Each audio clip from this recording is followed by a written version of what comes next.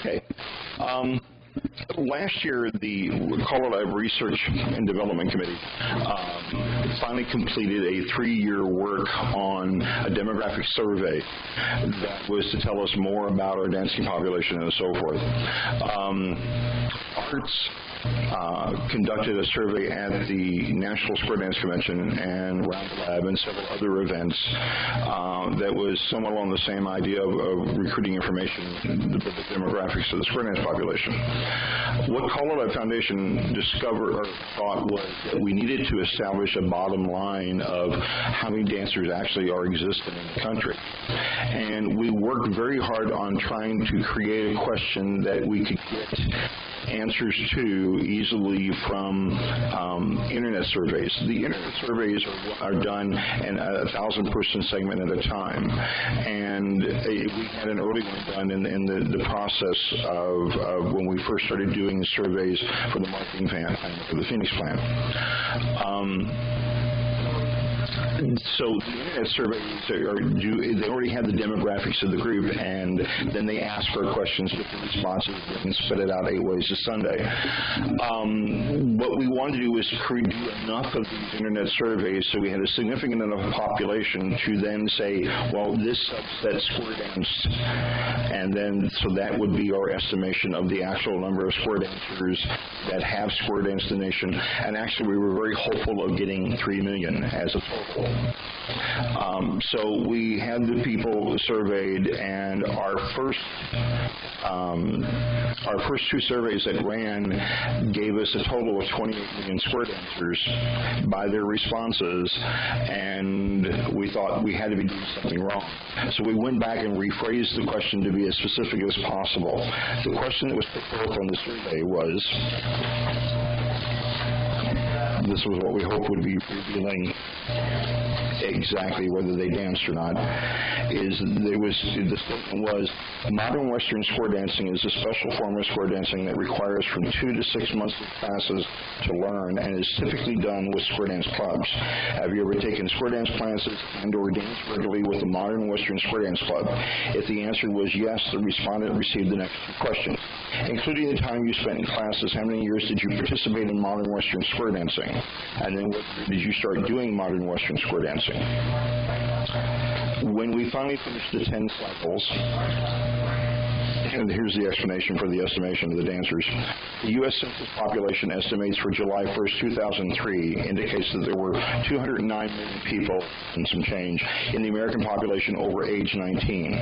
Greenfield Online states that as of 2004, 67.7% of the American adult population has access to the Internet. Multiplying by the population figures by the online percentage yields approximately 141,895,400 Americans aged 20 and older who are online, and that was their base figures for the estimates. From the results of the surveys, there are currently about 15 million Americans who have some experience with modern Western square dancing, 10.8% of the adults in the United States. And our question is, where did they go? Yes.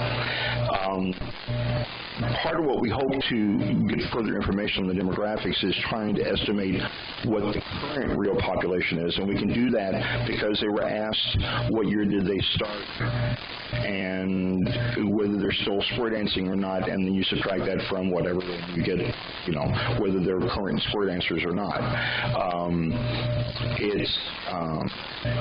It is known that many of the active square dancers from the 60s and 70s have died. This means that the number of people dancing in those years would be underestimated by the percentage of people in the older age categories who have died. Furthermore, attempts to estimate the number of people who have died based on census population counts are complicated by the fact that these counts include immigrants. And thus, it's not possible to take the number of people aged 35 to 44 in 1980 and compare these to the count of people aged 55 to 64 in 2000 in order to estimate the dying rate of the group. that aspect had to be abandoned in the research, but it's an alarming total that also then, on the other hand, says that we've got a population to recruit from that we don't have to convert to the idea of dancing. They've danced. Our other surveys have always showed that the idea, the concept of dance is not something that they're adverse to. They would like to do it again. The problem they got is with particular groups and different aspects. Mike, you might understand 15 million Americans have had some sort of, how many of them are dead? That's right. Well, and the eventual, they can do some estimation, but it's affected by immigrants coming into the mix. Any estimation? I'm still digesting this report. We just got it from the mail. Yeah. And so... I'm just curious, is there a guess as to how many are, still above ground?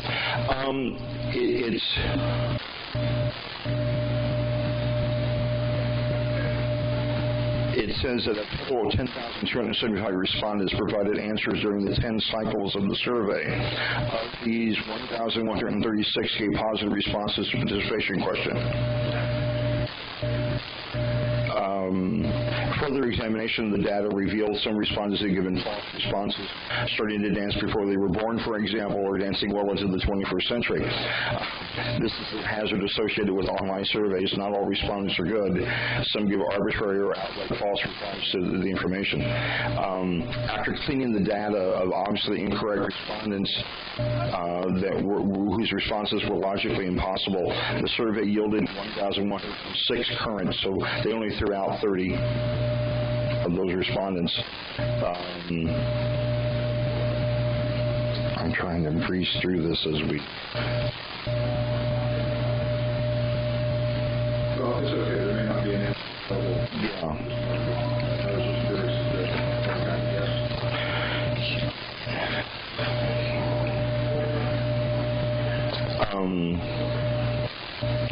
There were some interesting demographics from it. It's who's dancing, who's not. The profiles of dancers and non-dancers are similar on most demographic attributes.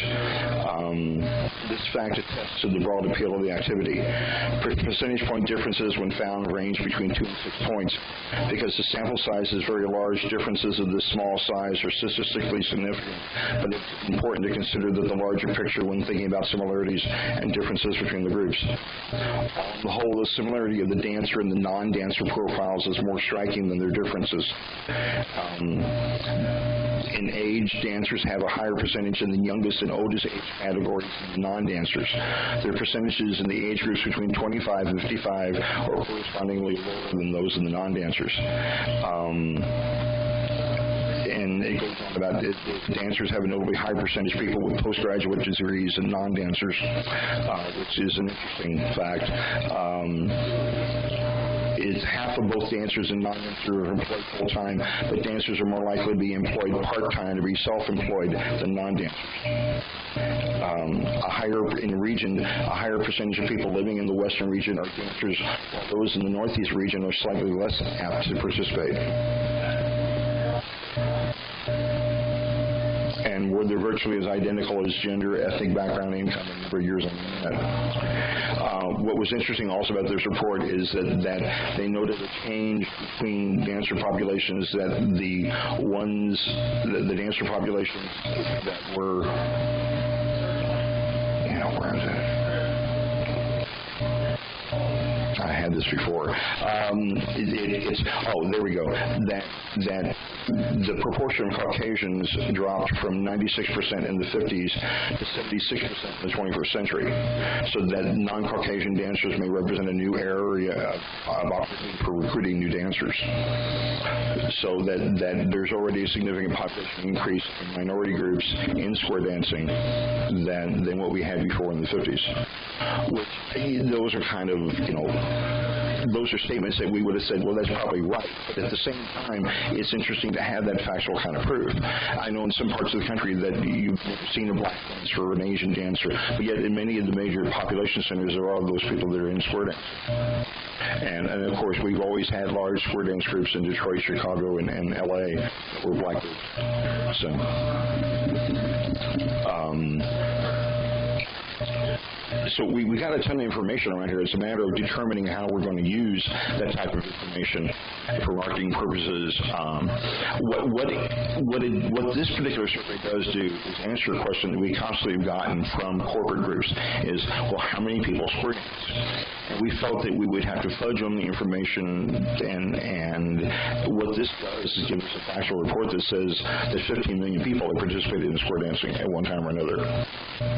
And we got a very respected group to be able to say that with, as opposed to making up this figure on their own. We have the background information that says that this kind of information is available.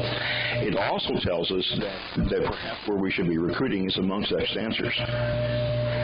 That instead of trying to find new brand to breed, that there is a group of people out there that we could get into that have already been in square dancing that we don't have to convert. Yeah. Sure. Do you have a number on the number of active square dancers?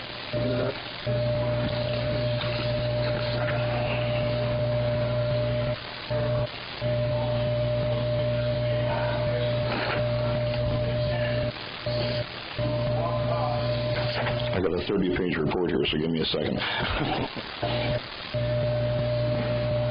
was just wondering if there may not even be in there. Is there anecdotal information that we have about the number of square dancers? What do you consider the active square dance population? Well, by the definition of the question, it actually kind of removes those that do one-night stands and I've been in high school with my gym teacher type question. As long as they understood the question that said, did you participate in this kind of situation where you took lessons for 2 to 6 months and that you actually joined the club and do that. And so the figure of 15 million are people that have actually done that. Right, I'm talking about who are doing it now. Yeah, and the way, from what I understand from Jim, is that, here we go. Of these 15 million, 42% claim that they started dancing in 1990 or later, which would equal 6.3 million people. If the 6.3 million are divided by 15, the number of years since 1990, this makes approximately 420,000 new recruits each year. Roughly half of these 420,000 new recruits are currently under age 34, which means that many were very young when they started dancing. However, the other half are currently over age 34, which means they were at least 20 years old in 1990. This would mean there must have been roughly 210,000 adult recruits to square dancing each year since 1990. And the question is, where are they?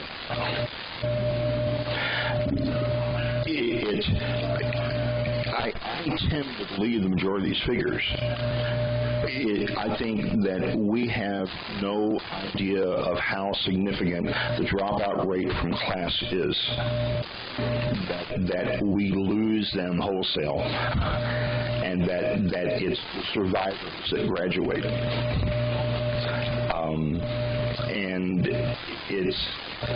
And yet these people view themselves as square dancers. They're open, I think, to the idea, but I think the adjustment process has been such a horrid adjustment process, and the actual earlier CALLERLAB surveys, welcome. The actual CALLERLAB surveys that were done in the various cities, the focus groups in Charlotte, Portland, and St. Louis identified a lot of the problems, and a lot of the problems were not under our control. It is unfortunately under their fellow dancers' control.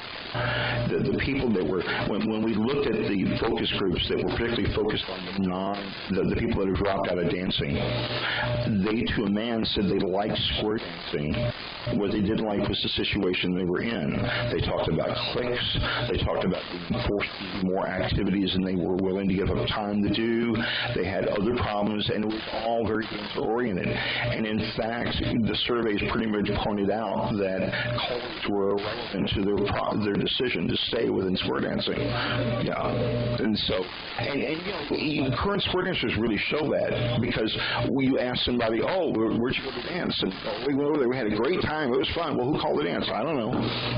They can't tell you who called the dance. And a lot of their fun and activity was not based upon the entertainment that caller provided, but the entertainment that the group provided. You know, they were a friendly bunch, or they stayed in their own groups, and so it shows that it's each dancer's effect upon their fellow dancers that really is the process of whether people stay in square dancing or not. Every story we get of somebody wonderful doing something in square dancing, whether it's in the winning ways or all during our years, is usually always somebody was adopted by somebody else, escorted through their first years in dancing, made to feel welcome, and those are our success stories. And our failures, which we don't hear enough about because they disappear, are usually the people that ran into cliques, didn't like the people they danced with, and they didn't have a fun time at the place. This is Tom Rudebach, who is the other member of the panel here. And so he is also chairman of the RPM committee, and so... Did a good session. Yeah. You covered. Well, actually, I've been talking about the survey that the last internet survey that we did here with the estimate of the number of square dancers, and so. Some of the numbers? Yeah. So, I've been reading through on that process, and so we will make this available to the arts and so forth. And so it was a project that we didn't think that arts would be interested in funding right away, but we thought it was something that we needed to know, and so we were attempting to try to go ahead and pay for this and do this. And provide the information. How much are we talking about? How much do these kind of surveys? This was $11,000? Yeah, it was $11,000, and so that we paid the foundation funds to pay for it. But we knew that we were going to have to do, the first survey we did covered about 3,000 people, and so it was basically three chunks of 1,000 each. So it basically, you want to look at each survey segment costs us about $1,000. But we knew that we had to get a significant number up to like 10,000 to be able to be looked at as a bona fide survey, to be able to estimate the number of dancers that have been around. So.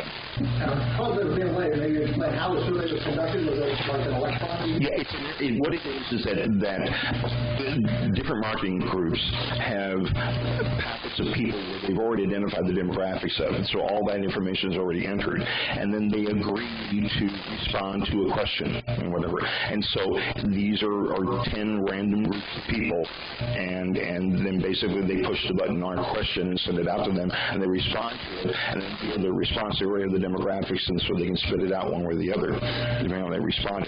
So the question was put forth, and let me find the definition of the question.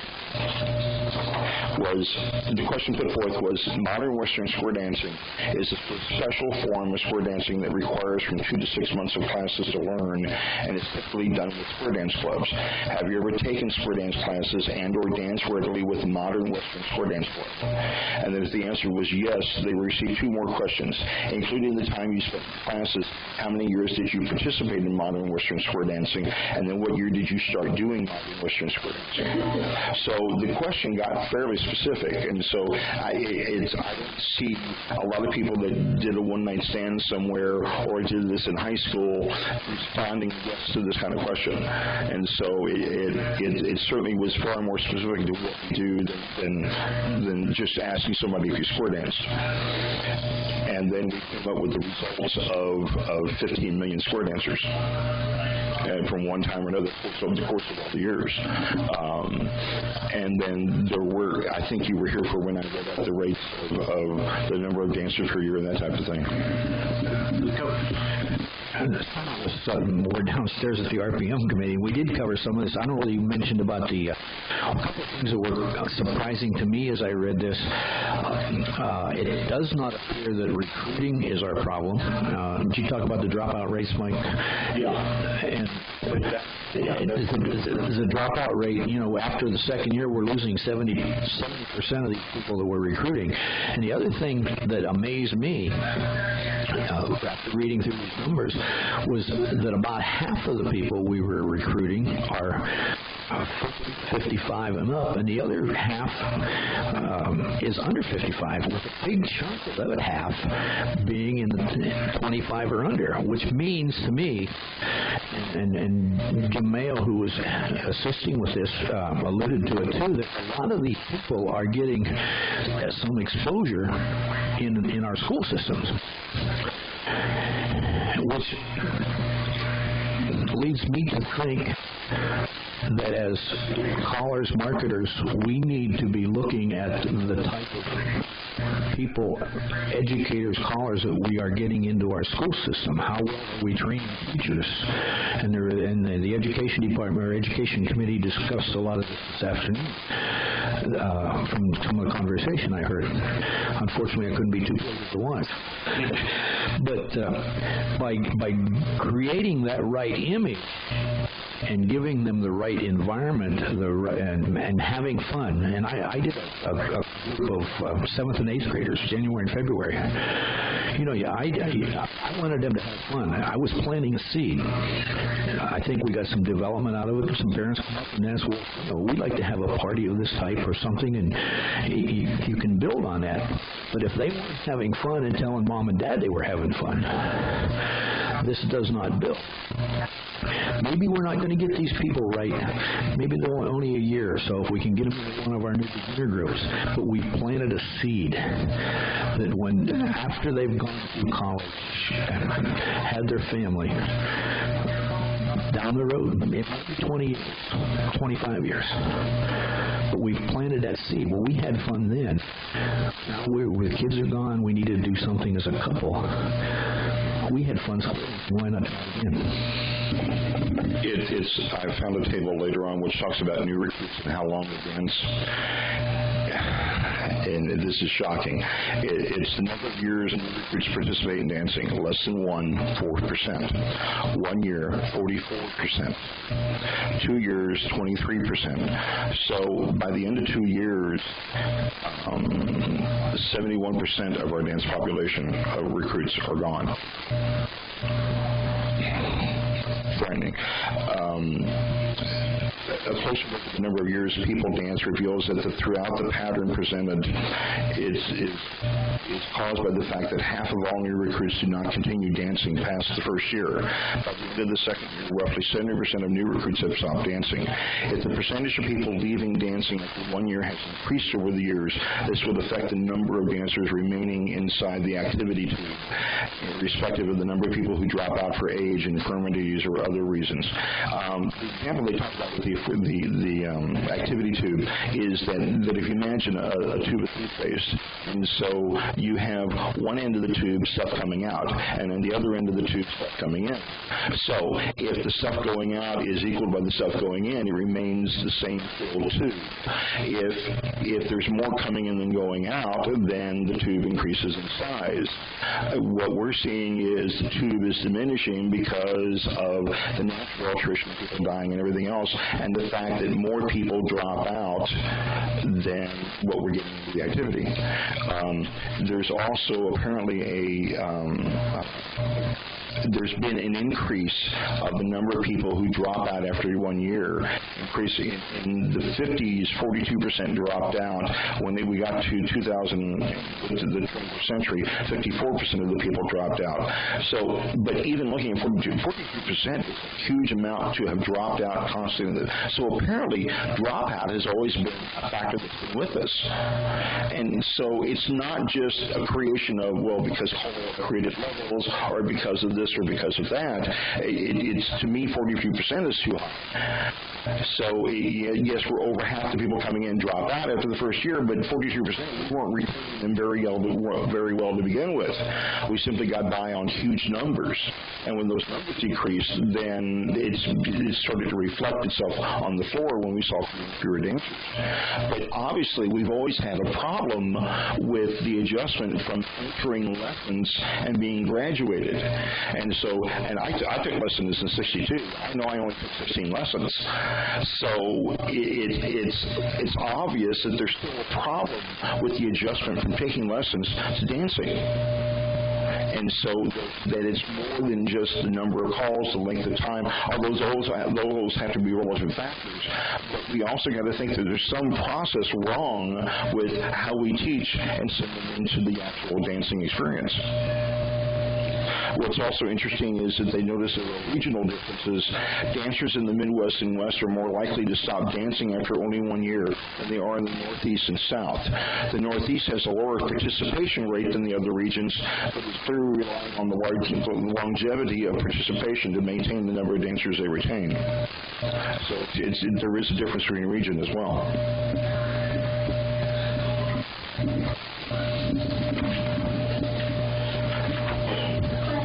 Yes. Yes. I don't know if it's been recorded, but nevertheless, we can hear it. In CALLERLAB, we did an unofficial review of how many dancers we think we have, and when we had them send in their dues last year, we asked them to put down how many dancers they have, just arbitrarily. We had about 32,000 dancers from our members, and that's the people that wanted to respond. Also, we have no instructors in major metropolitan areas like New York have no instructors. There are some around New York, but none in New York by itself. None in Miami. One in Los Angeles. So I don't know, are the callers the same way? Do you have very few in large metropolitan areas? And part of the problem is that many major metropolitan areas are places where people live. New York may be an exception to that fact, but many people don't live inside the city. They live out in the suburbs of the group. Where's the demographic survey? Because that will show, actually, both Michael Streby's arts survey and the CALLERLAB demographic survey show a large suburban and rural population in square dancing and in dancing itself and not in the downtown area. I know for a fact that within Manhattan there's one square dance club, and that's Times Square. In fact, most of the gay square dance clubs dance in the downtown areas because the population lives there. And so if they do have any dancing, then that lends itself to, well, that's going to be the one dancing in that area. What it also probably points out is that since round dance programs are rather insignificant amongst the gay population, then there's nobody doing round dancing in a metropolitan area like New York or Chicago or so forth. Do we have like where they lived?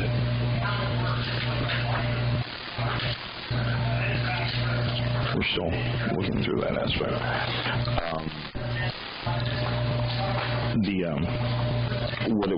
It's interesting that when they talk about ethnic groups, that it's basically now when they're talking that 76% of Caucasian, is 9% Asian, 7% African American, 7% Hispanic, and 1% other. Good. With the CALLERLAB demographic survey, which was done with a random selection of what we did, what the methodology was, is that we went to our mailing list and chose every 40th name, and then asked them to send us lists of their dancers that belong to their groups, and then we sent out the survey to their dancers, and then those callers were also asked to encourage them to fill it out.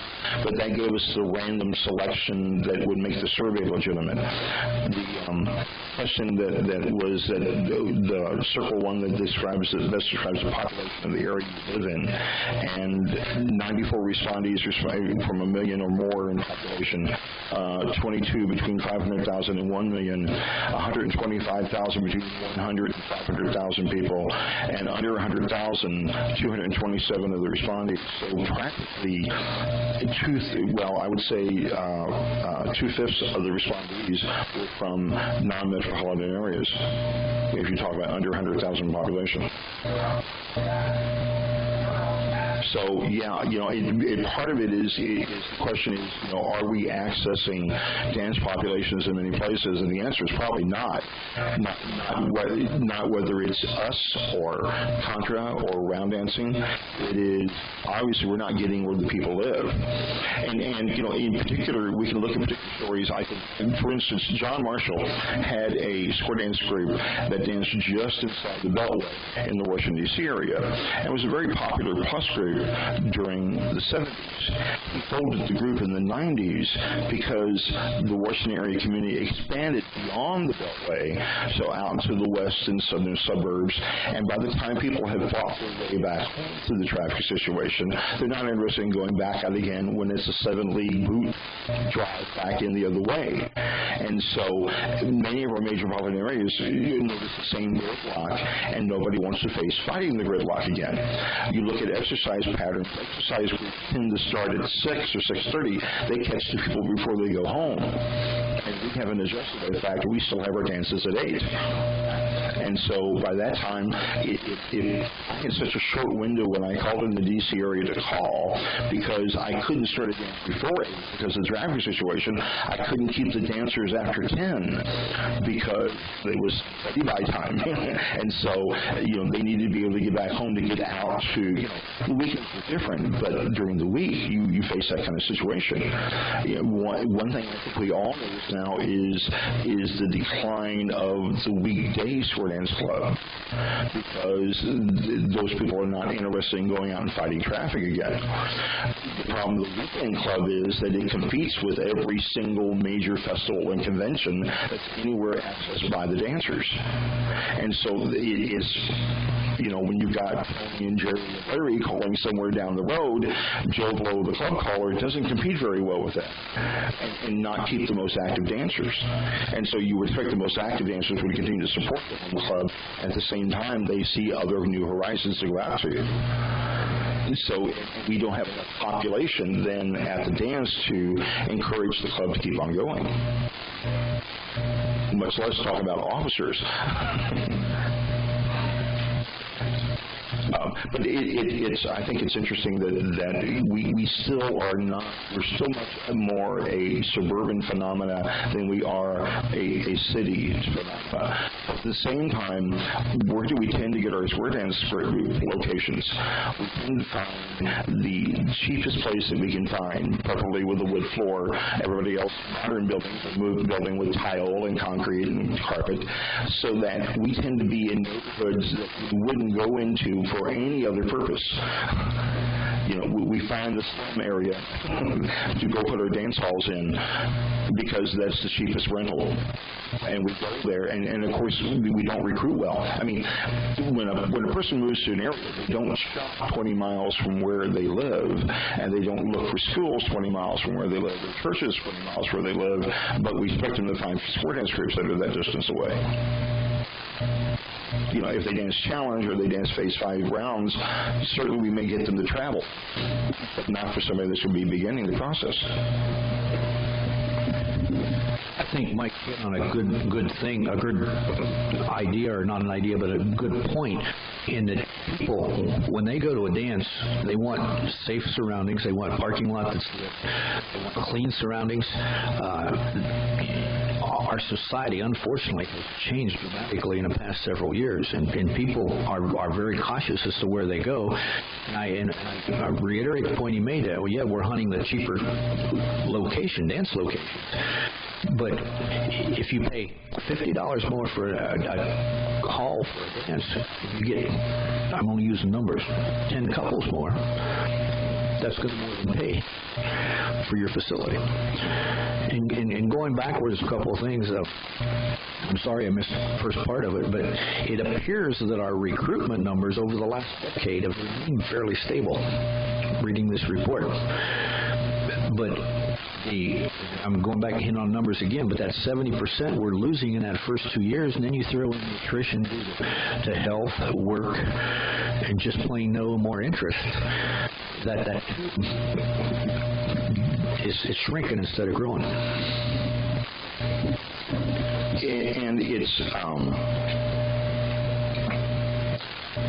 we have a scenario where a lot of people are not accessing our activity because they simply can't find the event. We keep our events hidden. We don't do well advertising it out in the general public or explaining to the general public what it is. At times when we do exhibitions, they certainly are not done in a way that would make somebody that has neutral feelings about the activity want to participate. We had a situation occur over the weekend where a number of the callers that were here went to a contra dance. It was down the road here, and it was a contra dance not done. In fact, the prompter was from Toronto, and they had the live music was from somewhere in New York, I believe, and so I mean they had nothing to connect it with any of our aspect of the activity. And so many of the people that were there were just simply there to enjoy the contra dance with that group of people. And yet there was one person there that was wanting us to do a square dance with there to push modern Western style square dancing. And so modern Western style square dancing many times turns off people that are into contra because they kind of look at down their nose at well, this is too simple, and this is we're going to have this complex stuff, and ergo we're better dancers. And so we don't communicate well to the rest of our square dancing public. When we do convert somebody into square dancing, they are so enthused about it that they start to give up other activities. And what happens then is that they have no connection with the outside world any longer.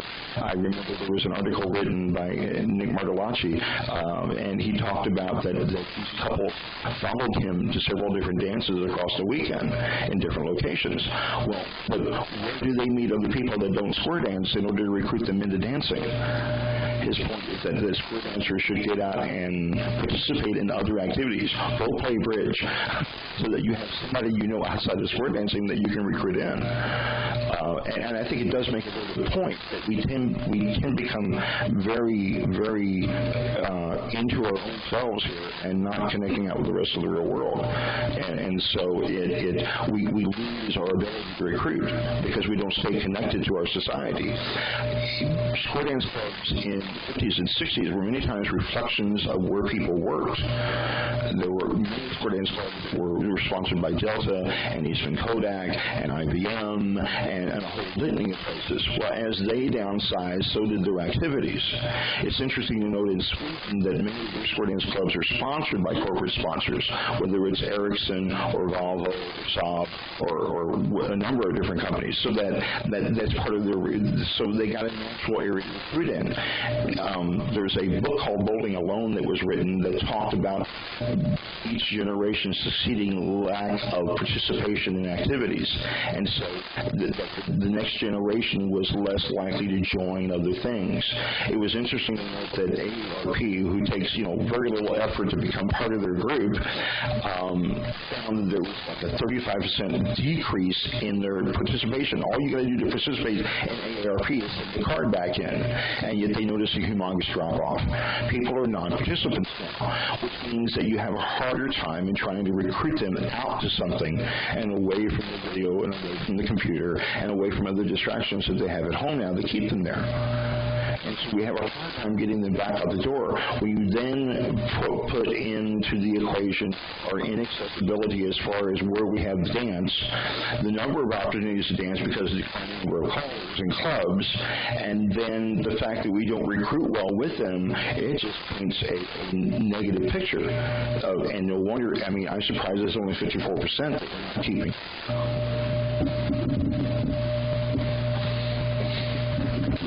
Any questions you have of us that we maybe could, help? This report going to be put yes. The demographic survey is available on the website, CALLERLAB website. Now, the recent one on the internet survey, actually the board hasn't seen it yet, talked about it yet, and I can't speak for the board, but my gut feeling is that at some point it will be made available. Soon. Yeah, I mean, it's not like we are just stunned at the figures that nobody has imagined that the problem was this gigantic, or that our numbers were. All of us, I think, would have thought that maybe in our heyday we had 1 million square dancers. It's nothing like 15 million people really square dance with clubs. And you may debate some about that number, but even if we reduce it by a third, that's 10 million people. It's mind-staggering. Couple or three of you were downstairs at our RPM committee meeting. And another thing, again, the board has not seen this presentation yet, but Mike Hogan, my vice president for the RPM committee, with a group of callers and dance leaders, put together through not a mass, but real quick, intense question and answer period, back and forth, internet-wise. Mike has put together, and I'm biased, a heck of a marketing program that can be built upon, or you can take bits and pieces of it, and the board will be seeing that. And I've already talked to Jerry about making that available at some point somehow. But now we're talking about a demoralized choir. It's preaching to the choir, but the choir is demoralized. They recruit now by, you don't want to square dance, do you? Instead of walking out and recruiting actively for something they find wonderful and enjoyable, it's kind of like even clubs, the experience clubs, is like, oh, we got to go do that again, type thing. And it is no wonder that we don't get the lesson groups up. Now, certainly, people have made big efforts and still not had that result, but maybe it's because we're barking up the wrong trees. Maybe the people recruited from are the ones that used to dance. Joan? America is doing a lot with exercise these days, looking programs. Why not go that approach to American Tuesday?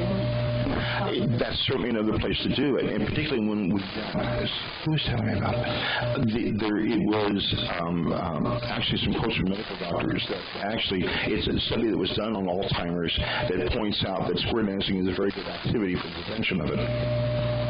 And so it's when we can start to get that kind of support. But it's interesting now that we're seeing commercials with square dancing, and it's not coming from us.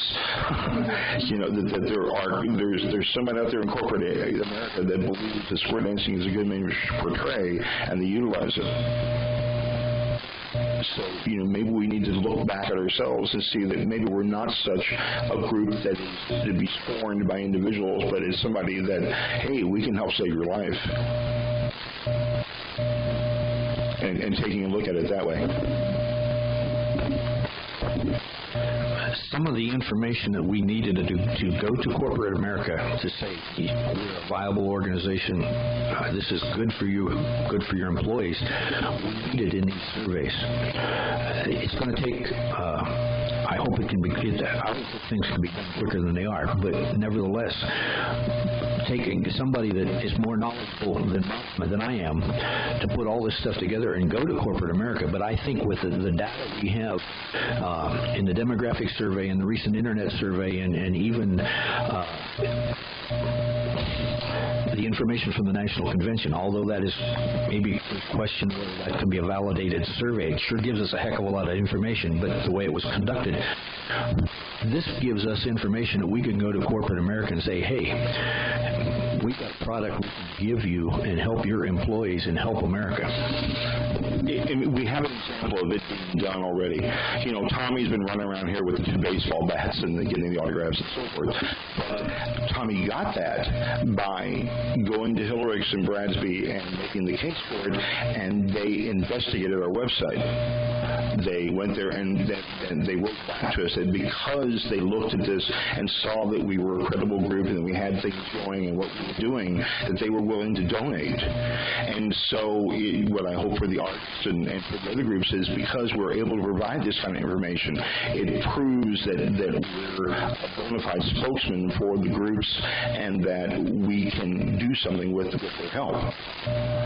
And so it was thrilling for me to find out that, Hillary and Bradsby is not exactly humongous. They make the Louisville Slugger bats. and that's been something used by professional baseball for quite a long time. But it's kind of like Sally Field at the Academy Awards, hey, you like me. And that's what they kind of proved. So my hopes are that providing this kind of information gives us a lot more credibility with the people we're looking at working with. Thanks. Go ahead. I told you all come up front. I think that this is Linda Shaw from CALLERLAB. I think that's all well and good, and I think we're in there slugging away with you guys too. But the bottom line is still we have to educate the dancer. The dancers are the people that are turning the other people away. I don't think CALLERLAB and CALLERLAB has a huge problem with the program, the levels, and all that. I don't think that's the problem. I think the problem lies within the club structure itself. And in some respects, I agree with that, but I think there's one caveat. I think that a longer time ago, I think dance leaders, round dance instructors, and square dance callers were more willing to speak to some of the issues that causes the problem than they are now. It is the relationship a long time ago was much more like the relationship between your family doctor and a patient. And as people were hired into our clubs, went to guest instructors and guest callers and things, there seems to be that relationship. And so now when you're just the hired gun, it's like, well, I see something wrong, but do I say something about it or not? And what's the limits of my contract? And so to some degree, we've stopped exercising leadership roles in these kind of situations. To tell a group that there was a group of dancers in New England that went out and recruited the class of another club to lead that, and none of them knew that was wrong.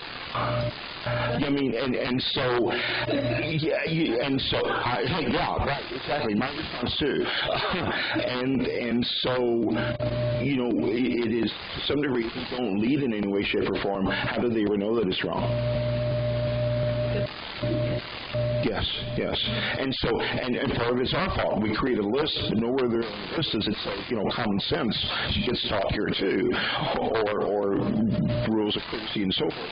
So we do have some of the problems here because we have shown like a lead.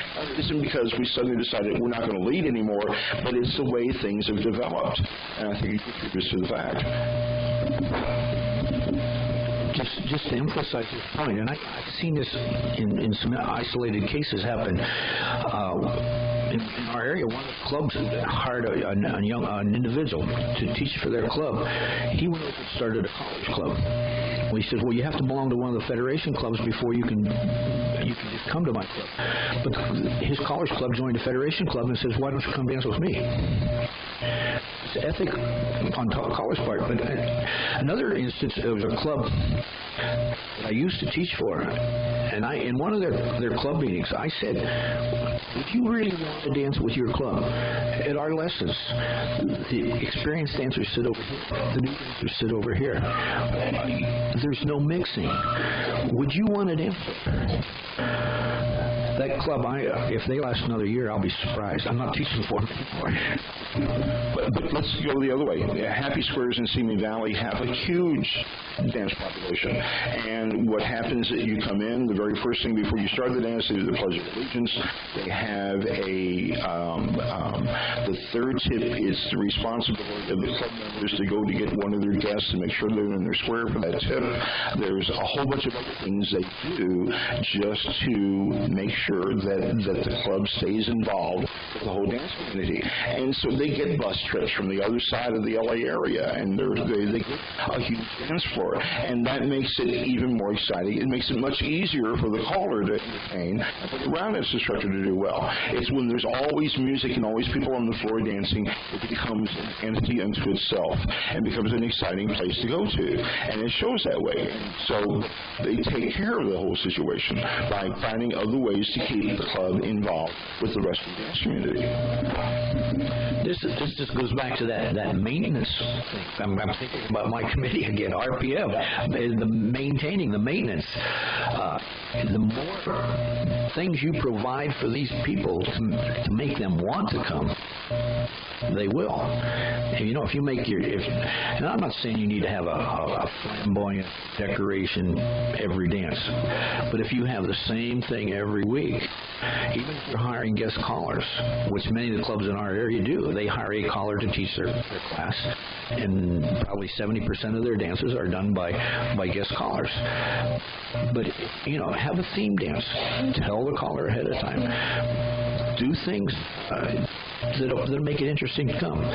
One of them did just recently did a celebrity night. Come dressed as a celebrity and you get $1 off your admission fee. One of them one night did, as a promotional thing for the local fire police department, teddy bear night. Bring a teddy bear and we'll let you in free. This club happened to be in a position that they could afford to do that. But it creates interest and activity bringing these people in. And another thing that club visitations, they do what we call banner raids in our area. I don't know what the other areas do, but go visit that club. And I've seen people say, well, I don't care if they come to us, but don't ask me to go there. You've got to have that back and forth. And that not only does, even a smaller club can succeed if they're active and supporting the other clubs, because they'll come if they're providing them a good time. A celebrity night, chili night, whatever. You don't have to decorate every week, but maybe once every other month or something something special to bring these people in. One of the reasons that I think that the gay community is having more successful square dance events right now than many other areas is because there's still a sense of community within that group. They form themselves many times in an area as an umbrella group, and so they may have, for instance, Times Square in New York City, they not only do they sponsor basic lessons, but they also sponsor challenge lessons. You don't leave the umbrella of your group to go find something other place. You stay within the label of the group, and they still cater different things. So that, so many times square dancers that seek to want to do something different, whether they go in the rounds or doing the plus, they get chased away. They have to go somewhere else to do it instead of, well, I'm a member of this group and I'm a member of this group whether I dance mainstream or whether I dance 36 rounds.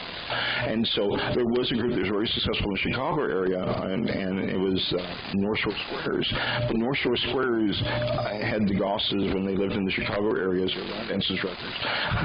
And so they sponsored round dance lessons, they sponsored challenge lessons, they sponsored advanced lessons, and as a result, they had a lot of people that went on to different programs still back to their regular mainstream club dance because that was their club, and they still had a sense of community and belonging to it. And when we lose that sense of community within our club, then it's just people that are having to show up at the same place at the same time to do the same thing.